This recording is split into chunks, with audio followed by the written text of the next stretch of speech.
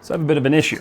I spent all year working on my personal projects, and not once did I spend any amount of time actually updating my streaming format. And this is something I like to do every single year, but I really didn't do it this year. One of the things that I like to do is I like to make my own channel alerts and viewer redemptions, because for me, not only enjoying the process of creating those things, but it also gives me something to be proud of because it's my original work, it's my original creation. It's something that I spent a lot of time to make and build. So in today's video, I'm going to show you guys my full creative process working from start to finish in building a new channel alert for my stream. This isn't a process I normally really show, so it's kind of a nice look into how I take care of the live streaming portion of my creative content, as well as how I use the same creative tools that I use in my personal work to create a more enjoyable experience for you as a viewer when you're watching me live. And I'll show you how I'm going to do all of this in Autodesk Maya, who I'm partnering with on this video. And I'll show you how it gets me to my final output. So one of the first things that I'm going to actually do is sit down and actually draw or sketch out what it is that I want to build. I want to make sure that whatever idea I have, it starts with a really solid foundation. So I'll spend a little bit of time and I'll just draw something up and kind of play with ideas and see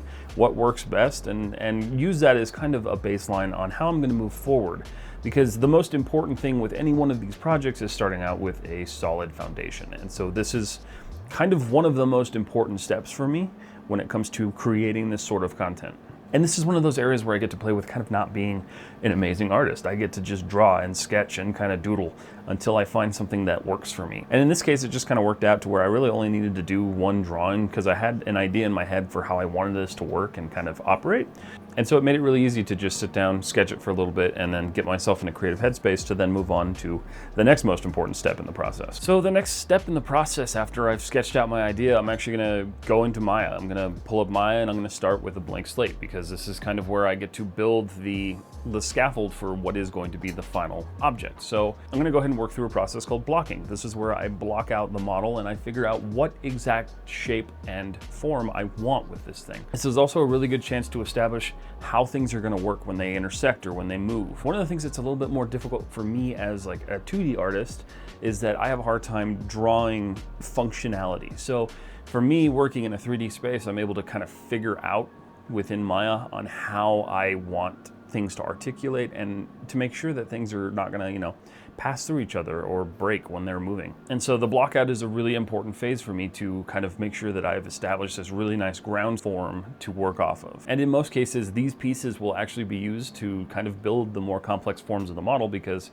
why recreate what I've already created? It's there for me and I can work off of it. It's one of the things I really like about 3D is you can block something out and then you can use that block out to build off of it. Okay, so the next step in the process is going to be modeling. Modeling is arguably my favorite part of the process. I just really enjoy it. It's something that I spend a lot of my time on because I want to make sure that the final model is reflective of what I wanted to create. And so for me, this is where I'm going to spend a huge chunk of time. Now, this is also a great time to establish what details are going to get added to the object, as well as are those details going to work together. So if I close up the robot arm, is it going to clash with something?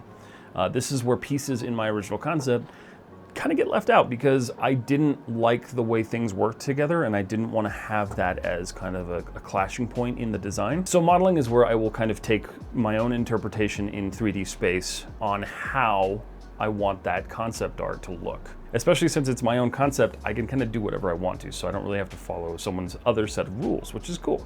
Inside of Maya, the modeling toolkit is still one of my favorite ways to model that I have ever experienced. It just works really well and it's pretty intuitive. So I'll spend some time here perfecting the shape of things and getting everything to where I want it to be and make sure that the level of detail is up to what I would consider kind of my like baseline of design.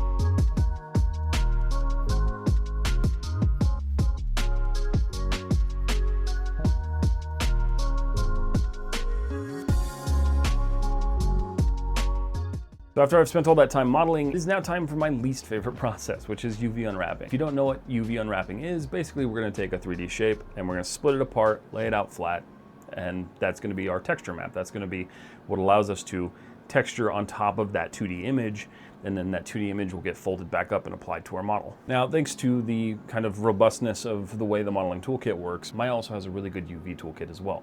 So we'll pull the model into Maya's UV toolkit and we'll start working through it and unwrapping everything.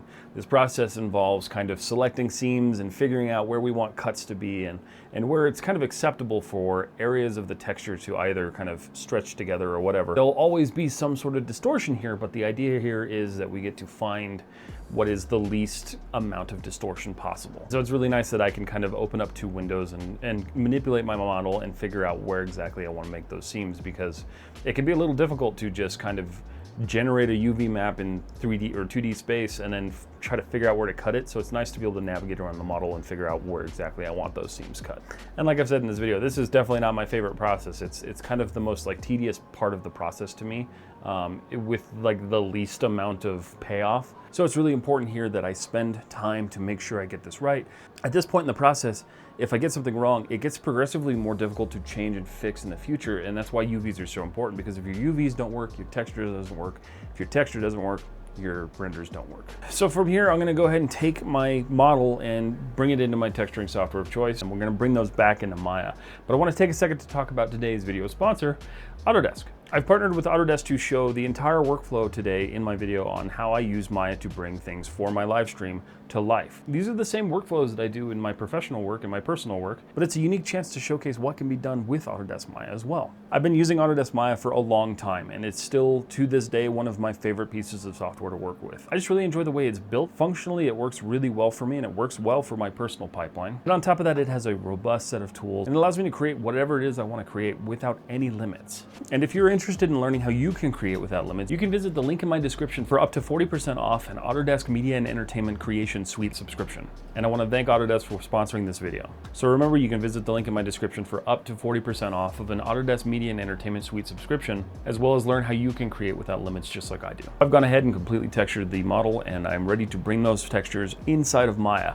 We're going to go ahead and play with Maya's Hypershade, which is kind of their node-based material creation software. So we're going to go ahead and create each material for each one of the objects that I textured. Now, I split this model up into multiple UV sets because I wanted to make sure that this model had as much detail as I could pull from the textures as I needed to. And if I ever want to, I can increase the texture resolution and just draw in more detail if I want. So from here, we're going to create just a basic material, and we're going to start plugging in all of these different texture files. One of the things I like about this is I can just kind of drag and drop my texture files, link them up, and call it good. It's one of the things that I feel like makes it super simple to create materials and get them applied to a model without having to go through a bunch of drop downs and stuff. It's just really nice to be able to drag and drop and call it good. All right, so I've got my materials laid out. Everything's kind of set up and ready to go. I'm gonna test my renders real quick and just make sure things are looking the way I want to. I always like to bring in a pre-built scene that I made that has a couple of different lights and stuff that allows me to test the textures and make sure everything's working properly. Make sure that I didn't leave too much displacement on one object and not enough displacement on another object, and just kind of really fine tune everything. So this is where I'll test and kind of figure out just sort of the nitty gritty on or what the final model is going to look like in render, even though this isn't going to be the final representation of it. I'll spend some time here testing and adjusting and figuring out what it is I need to change, if I need to make any changes. So now that everything's kind of established and I've made sure that my model looks the way I want it to look, it's time to move on to the next most important process, which is rigging. We can't animate this thing without having some sort of rig. You could, but it would be miserable. So we're gonna go ahead and build out a rig. Thankfully, with mechanical objects like this, I find rigging is pretty simple. You don't have to do a whole lot of like switching between IK, FK. You don't have to do a lot of stuff. So for me, I'm gonna be doing a lot of constraints, a couple bones, and one IK system just to give me a little bit more control of the arm movement. So this will involve kind of pre-planning and establishing where I want my different controls to sit so I can animate them later, and how complex I want to get with those controls. So I know in my modeling process, I spent the time to actually build out where I wanted joints to connect, rotate, shift, move, whatever. So those joints and those connection points are where I'm gonna put my rig points. This is one of the more technical portions of like what I'll do for an alert, and this is kind of where it's like a make or break for the animation itself. I wanna make sure that everything works together and nothing kind of spins weird when I'm doing my animation, so I need to make sure everything is kind of linked up properly and working together. Rigging can be one of those things that's kind of hyper complicated, but in this case, we're doing a pretty simple rig in my opinion. So it's just gonna be pretty much set and forget. So this for me is one of the coolest parts of the process. I finally get to see my model moving and alive. And it's also kind of difficult because you have to figure out how you're going to do that and make it look as believable as you can, which for me, animating is still not one of my strong suits, but it's part of the process that I enjoy and I'm still trying to learn a little bit more about. So my idea was to have this thing drive across my screen. So when somebody subscribes on the channel, it opens up the alert. This little guy drives in from the left and he reaches into a box, pulls out a sign, turns it to the screen and shows new subscriber. So this is where I get to kind of play with that and figure out how I'm gonna make this work together. So initially I will animate this with a couple stand-ins because I haven't modeled the sign yet and I haven't modeled the box yet. So I need to make sure that I get those kind of modeled outside of this.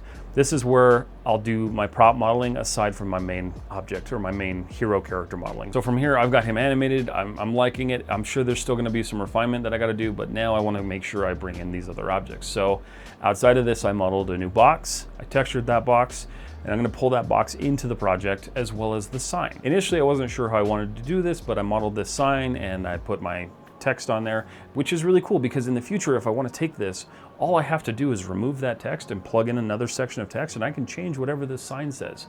So not only does this give me a new alert, but this gives me something kind of customizable. I can change this however I want to in the future and I don't have to worry about rebuilding things. That's one of the great things about doing stuff in 3D is you can save a version and then you can have another version and you can use whatever version you need to for whatever project. So from here, I'm gonna spend some time making sure everything links together. And this is where I'm gonna start playing with how the box comes onto screen. I wanted to have the box lift up from the bottom of the screen to be the first kind of object that we see.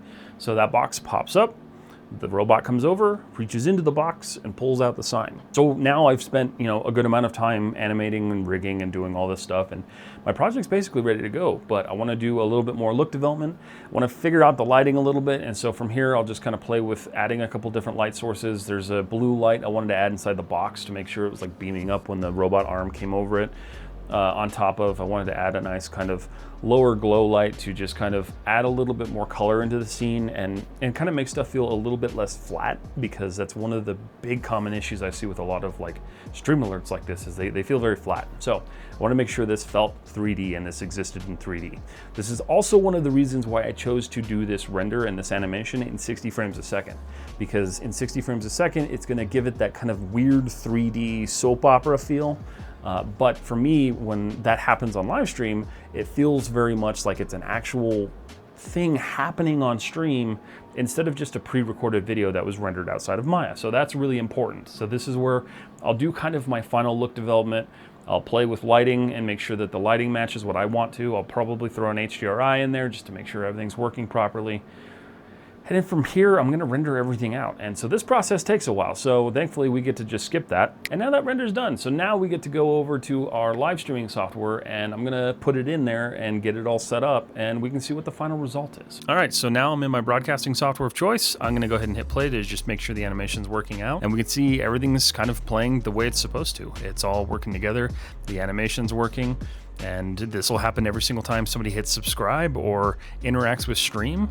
And it's just a fun way to create a creative new piece that keeps somebody engaged or allows somebody to just have something fun happen while I'm working on a project somewhere. But yeah, we were able to do every single piece of that inside of Autodesk Maya. And that's kind of it. That is the end of today's video. And I want to thank you all for watching and hanging out with me as always. And I want to thank Autodesk for sponsoring this video once again, because it's an awesome opportunity to showcase the software that I use. And that's it. That's the entire process. That is how I go from drawing to final animated and rendered stream alert. I hope you enjoyed this. I hope it kind of gave you a different view into how things like live stream alerts are built and created, or how they can be created anyway. This is a really cool part of what I do that I don't normally showcase, so I think it was a cool opportunity to showcase this to you guys and show you kind of what happens behind the scenes. And once again, I want to thank Autodesk for sponsoring this video. So if you made it this far, don't forget you can visit the link in my description for up to 40% off the Autodesk Media and Entertainment Creation Suite. That's all I've got today. So thank you again for watching, and I will see you all in the next one.